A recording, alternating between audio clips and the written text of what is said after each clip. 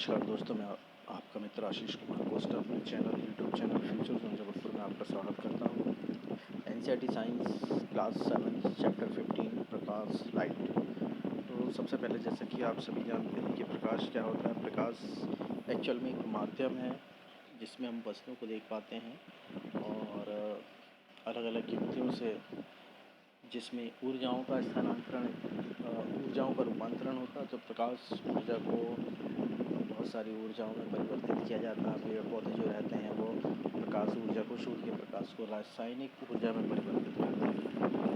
और कई हमारी इलेक्ट्रिकल जो युक्तियाँ होती हैं वो प्रकाश ऊर्जा को ऊष्मीय ऊर्जा में परिवर्तित करते हैं। प्रकाश एक कॉन्सेप्ट है जो हमारे लिए बहुत महत्वपूर्ण है। अब प्रयोग है, स्टार्टिंग में ही आपको गिवन है कि प्रकाश एक सरल रेखा का निर्गमन करता है। ये एक सिद्धांत है और इसका हम एक्सपेरिमेंट कर सकते हैं कि किसी भी सीधी नली से अगर आप किसी मोमबत्ती को देखते हैं तो आपको मोमबत्ती की लौ दिखाई देती है, लेकिन अगर वही नली थोड़ी टेढ़ी हो जाए तो मोमबत्ती की लौ दिखाई देना बंद हो जाता है। मतलब प्रकाश जो है वो सीधी रेखा में ही गमन करता है। इसके पश्चात है कि प्रकाश के पथ को हम कैसे परिवर्तित कर सकते हैं। देखिए, दो चीज़ें हैं प्रकाश के पथ को परिवर्तित करने के लिए। सबसे पहला ये है कि या तो आप उसके माध्यम को परिवर्तित कीजिए, या दूसरा ये है कि उसके रास्ते में आप कोई अपारदर्शी वस्तु रखते हैं। तो अगर किसी प्रकाश की किरण का माध्यम अगर परिवर्तित करते हैं, यहाँ ये दो कॉन्सेप्ट हैं, परावर्तन और अपवर्तन, ये दोनों समझना बहुत महत्वपूर्ण है। तो जब प्रकाश की किरण का माध्यम परिवर्तित होता है तो प्रकाश किरण अपने वास्तविक मार्ग से हट जाती है और या तो अभिलंब, जो कि एक काल्पनिक रेखा होती है और जो तल है उसके लंबवत होता है, तो अभिलंब से या तो दूर हो जाएगी या पास हो जाएगी। तो हमें ये याद रखना है कि जब प्रकाश किसी एक माध्यम से दूसरे माध्यम में प्रवेश करता है तो प्रकाश की किरण अपने वास्तविक मार्ग से हट जाती है और अभिलंब की ओर झुक जाती है, अभिलंब से दूर हो जाती है। तो इस प्रकार प्रकाश की किरण के मार्ग में होने वाले परिवर्तन को प्रकाश का अपवर्तन कहते हैं। अपवर्तन तभी होगा जब प्रकाश की किरण का माध्यम चेंज होगा। अब एक दूसरा कॉन्सेप्ट है परावर्तन। परावर्तन क्या होता है इसको भी देखेंगे। परावर्तन मतलब ये है कि प्रकाश के किरण के मार्ग में कोई वस्तु रखी गई है और वो वस्तु ऐसी है जो कि प्रकाश की किरण को पार नहीं होने देगी, मतलब अपारदर्शी वस्तु है।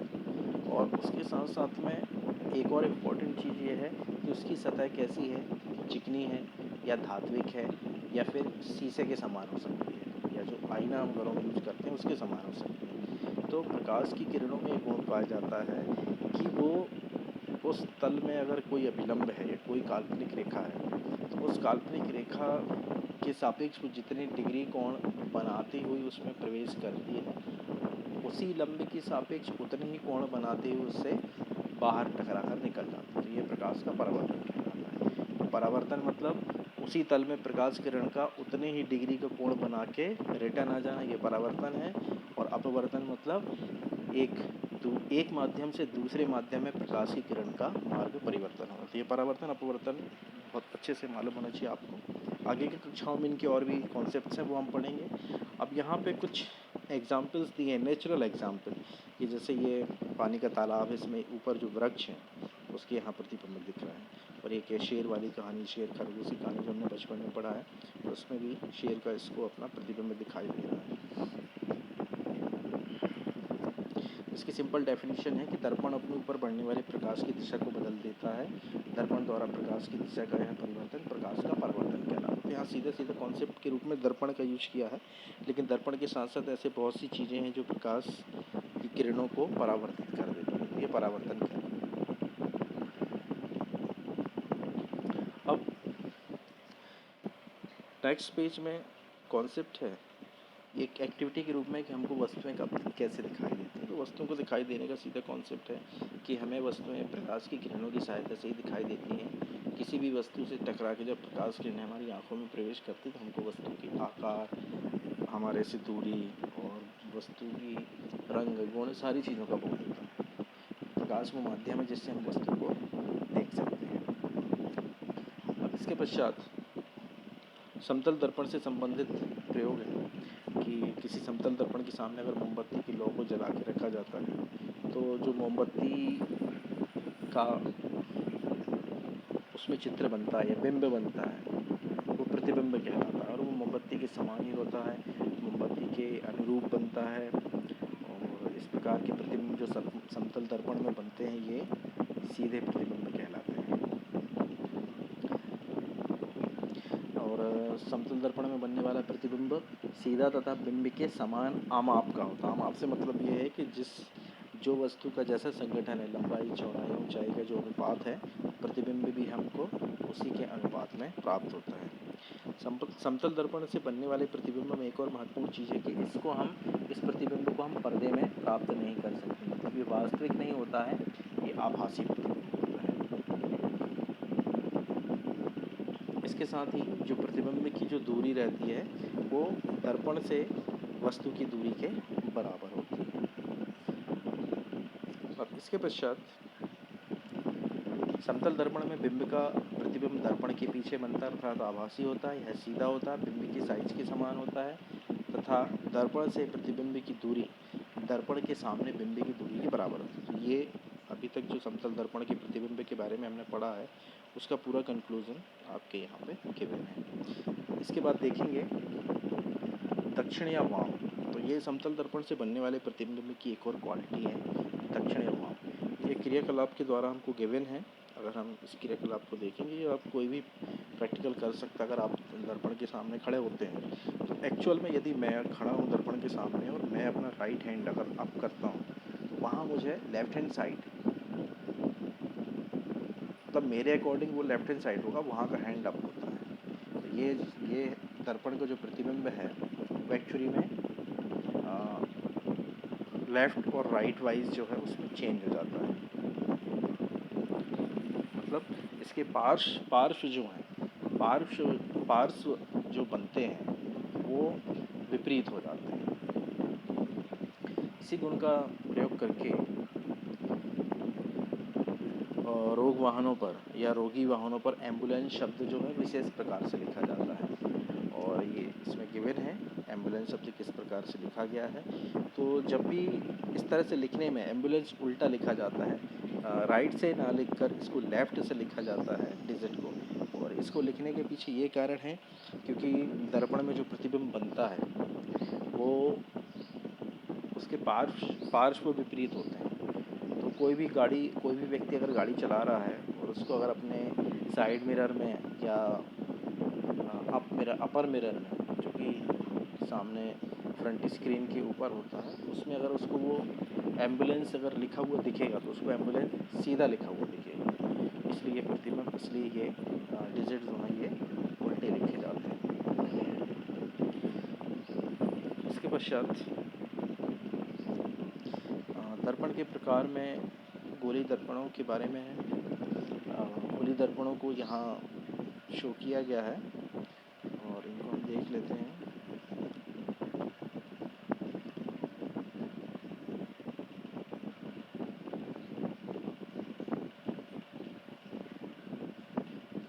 किसी भी दर्पण के परावर्तक पृष्ठ के आधार पर उसके प्रकार का निर्धारण होता है। अगर हमने बोला उत्तल दर्पण, उसको याद करने का सबसे अच्छा तरीका है ऊ से उत्तल होता है और ऊ से उभरा होता है। मतलब ऐसा दर्पण जिसका परावर्तक पृष्ठ उभरा हो उत्तल दर्पण कहलाएगा। ये इस तरीके से ये उत्तल दर्पण, जैसे हमारी जो नेत्र है वो भी उत्तल दर्पण है, ये इस तरीके से ये उत्तल दर्पण है। अब अगर हम बात करते हैं अवतल दर्पण की, तो ऊ से उत्तल आपने याद कर लिया है, उभरा।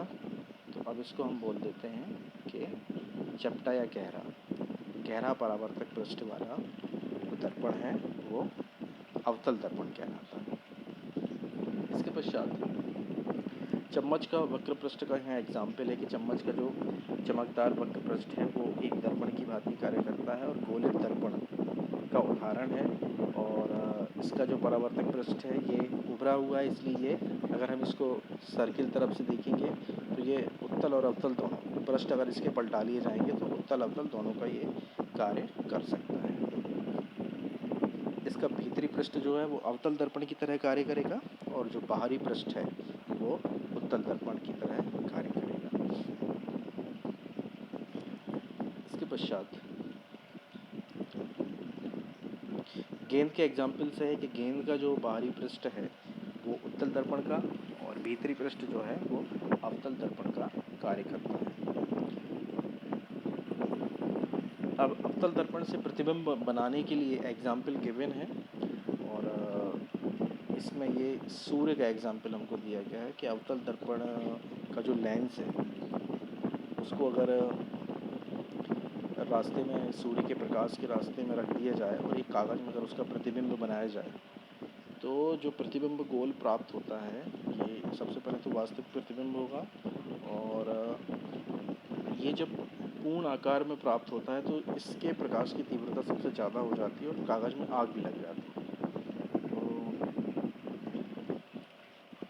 ये चमकदार बिंदु जो प्राप्त होता है ये वास्तव में सूर्य का प्रतिबिंब है और कागज़ की शीट पर बन रहा है। इस प्रकार बनने वाले प्रतिबिंबों को हम वास्तविक प्रतिबिंब कहते हैं।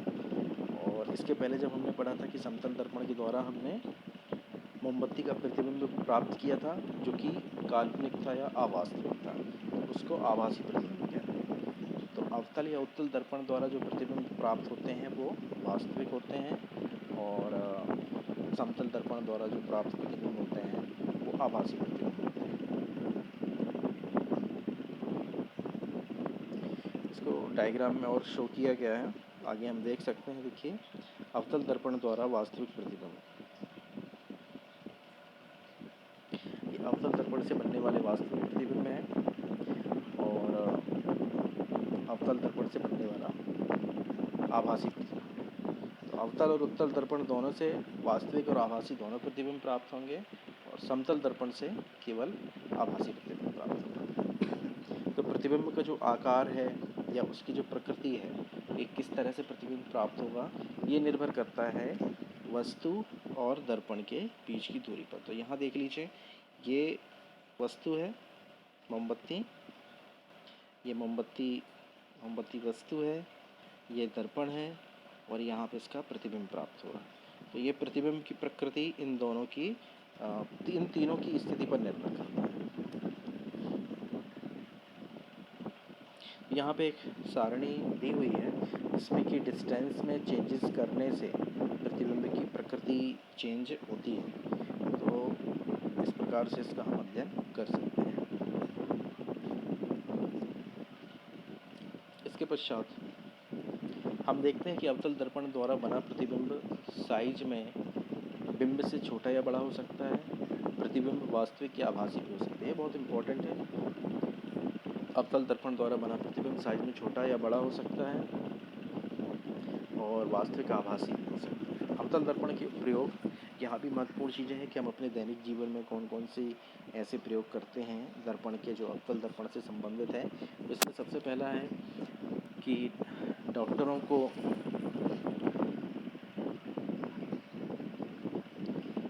कुछ और महत्वपूर्ण चीज़ें हैं जो हमको देखना ज़रूरी है। इसके बाद हम इसके प्रयोग को देखेंगे। इसको हम पहले देख लेते हैं, तब हम उसके प्रयोग को अच्छे से समझ पाएंगे। यहाँ पे हम देखते हैं, देखिए ये कॉन्सेप्ट है, इसको समझना बहुत ज़रूरी है। यहाँ पे कि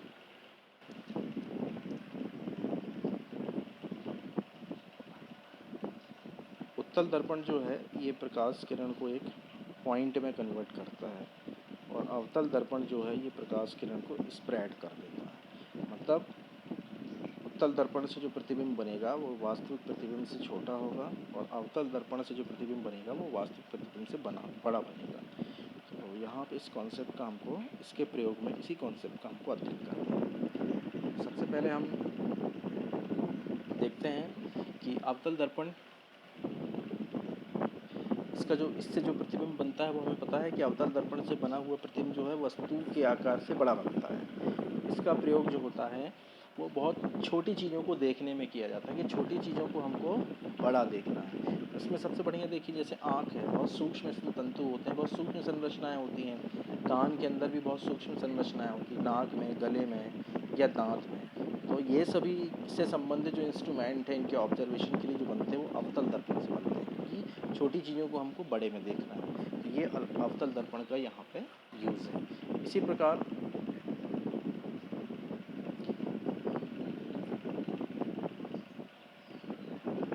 टार्च, कार तथा स्कूटरों के अग्रदीप के परावर्तक पृष्ठ। तो टार्च की लाइट, टॉर्च में अंदर जो लेंस यूज़ होता है उसमें, और स्कूटरों के, गाड़ियों की लाइट के में जो लेंस प्रयुक्त होता है ये सभी अवतल लेंस के होते हैं, क्योंकि ये लाइट को स्प्रेड कर देते हैं, बड़ा कर देते हैं। जो फ्लेम होती है उसको बड़ा कर देते हैं। इसके पश्चात नेक्स्ट उत्तल दर्पण में देखते हैं। उत्तल दर्पण में प्रतिबिंब अपेक्षाकृत छोटा बनता है और यह डिस्टेंस के ऊपर डिपेंड करता है, जो कि वास्तविक और आभासी दोनों बन सकता है। अब इसके प्रयोग किससे संबंधित हैं कि वाहनों के पार्श्व दर्पण मतलब साइड मिरर जो होता है उसमें उत्तल दर्पण का यूज किया जाता है। उत्तल दर्पण का यूज जैसे हमने बताया कि एक्चुअल साइज से छोटे साइज में प्रतिबिंब बनेगा। तो पीछे एक बहुत बड़ा परिदृश्य है और गाड़ी चलाने वाले को उस पूरे परिदृश्य को देखना है, उस पूरे परिदृश्य को एक छोटे से मिरर में उसको दिखाया जाता है और अधिक भाग को बहुत कम भाग में दिखा दिया जाता है। अब इसके बाद है दर्पण के पश्चात है लेंसों के द्वारा प्रतिबिंब। तो लेंस क्या होते हैं? लेंस मतलब आवर्धक लेंस, जो कि उत्तल या अवतल दोनों हो सकते हैं, इसका हमने अध्ययन करना है।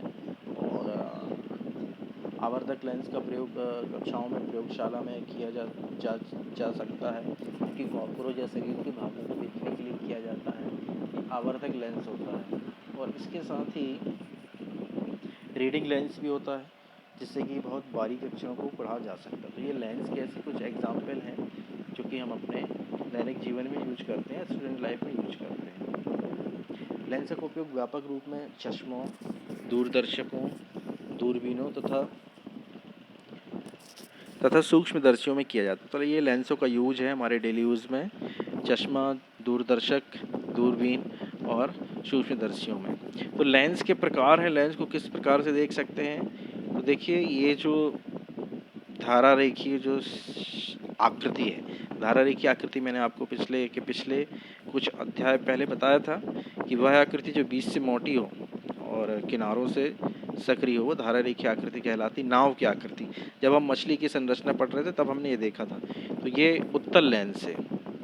लेंस मतलब जिसके दोनों पृष्ठों से प्रकाश का परावर्तन हो जाता है वो लेंस कहलाता है। तो ये दोनों पृष्ठों से होता है, ये उत्तल लेंस है। और इसी प्रकार ये अवतल लेंस है जिसमें दोनों पृष्ठ जो है अंदर की ओर धंसे हुए हैं। तो उत्तल लेंस और अवतल लेंस दोनों हम प्रयोग करते हैं। चेतावनी में है कि किसी भी लेंस से सूर्य के प्रकाश को देखना खतरनाक है, क्योंकि सूर्य के प्रकाश की ऊर्जा जब किसी एक बिंदु पर अगर संग्रहित हो जाती है तो उस जगह पर आग लग सकती है, जो कि हमने उत्तल लेंस के प्रयोग के द्वारा स्टार्टिंग में ही बताया था।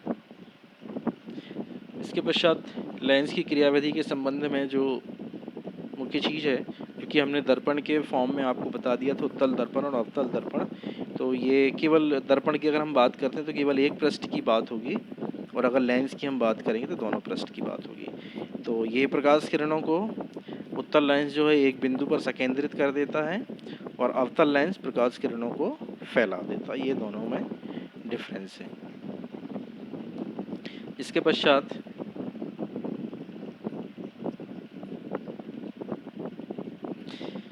लेंस से प्रतिबिंब बनाने के चरण में जब हम लेंस और प्रतिबिंब प्राप्त करने वाली वस्तु और प्रकाश स्रोत के बीच में डिस्टेंस चेंज करते हैं तो बनने वाले प्रतिबिंब वास्तविकता, आभासी और उसकी आकार में परिवर्तन हो जाता है। इसके पश्चात है सूर्य का प्रकाश श्वेत अथवा रंगीन। तो ये बहुत सिंपल एक्सपेरिमेंट है। हम सभी ने बरसात के दिनों में इंद्रधनुष देखा होगा।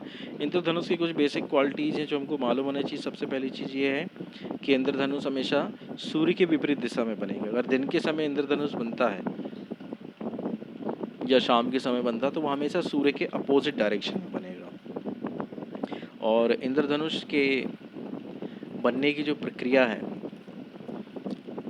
उसमें सूर्य का प्रकाश 7 रंगों में विक्षेपित हो जाता है। मतलब 7 रंगों के संयोग से श्वेत प्रकाश सूर्य का प्रकाश बनता है और वो 7 रंगों में विक्षेपित हो जाता है। इसको वर्ण विक्षेपण कहते हैं। तो ये तो खैर आपको आगे की कक्षा में पढ़ना है। ये वर्ण विक्षेपण की प्रक्रिया होती है जो कि बादलों की उपस्थिति में होती है बरसात के मौसम में। क्योंकि बरसात के मौसम में जो नमी होती है, वायुमंडल में जो नमी होती है या बादलों की नमी होती है, वो जब सूर्य के प्रकाश उस पर जब सूर्य का प्रकाश पड़ता है तो वो प्रिज्म का काम करते हैं। और वो प्रिज्म जो है वो सूर्य के प्रकाश को, देखिए प्रिज्म ये आकृति होती है कि श्वेत प्रकाश जब इसमें जाता है तो 7 रंगों में कन्वर्ट हो जाता है, ये प्रिज्म कहलाता है। तो ये बादलों के साथ में जो जलवाष्प होती है, ये जलवाष्प जब सूर्य के प्रकाश इस पे पड़ता है, देखिए यहाँ पे हमको इस तरीके से इंद्रधनुष दिखाई देता है और सूर्य जो है वो यहाँ होता है। तो हमेशा ये सूर्य की दिशा के विपरीत में बनेगा।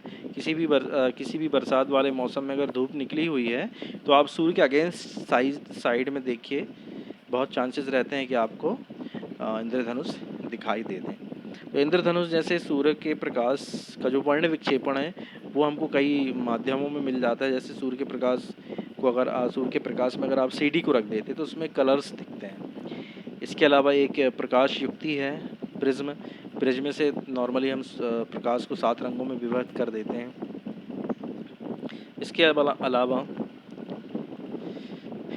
ये तो हो गया कि श्वेत प्रकाश जो है वो 7 रंगों से मिलके बना है। अब क्या 7 रंगों को मिलाने से श्वेत प्रकाश बन सकता है? तो इससे संबंधित कुछ प्रयोग हैं। ये हमारे फैक्चुअल नॉलेज के लिए है केवल, कि अगर एक चक्री को घुमाने वाली चक्री या लट्टू में हम अगर 7 रंग जो हैं वो बराबर अगर परसेंटेज में अगर उसमें रख देते हैं अलग अलग सेपरेट, उसको घुमाते हैं तो घूमने के बाद वो चक्री का रंग जो है वो श्वेत दिखाई देता है। तो इससे ये स्पष्ट हो जाता है कि सूर्य का प्रकाश जो है वो 7 रंगों से बना होता है। और ऐसी डिस्क जो है जिसमें ये एक्सपेरिमेंट किया जाता है, इसको न्यूटन की डिस्क कहते हैं। तो न्यूटन की डिस्क की डेफिनेशन भी हम बता सकते हैं कि इंद्रधनुष के 7 रंगों से युक्त डिस्क जिसको घुमाने पर वो उसका रंग जो है संयुक्त रूप से श्वेत दिखाई दे, न्यूटन की डिस्क कहलाती है। तो इस चैप्टर में इतना ही। और जो भी कॉन्सेप्ट अगर आपको अच्छे लगे हैं तो आप मेरे चैनल को लाइक और सब्सक्राइब कर सकते हैं। बहुत बहुत धन्यवाद।